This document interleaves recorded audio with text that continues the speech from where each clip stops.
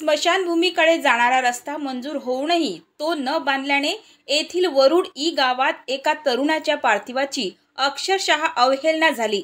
अपघातात मृत्यू झालेल्या अजय कुंभेकर या तरुणाच्या अंत्ययात्रेसाठी गावकऱ्यांना चिखलातून वाट काढावी लागली, ज्यामुळे प्रशासनाच्या उदासीनतेविरोधात तीव्र संताप व्यक्त होत आहे।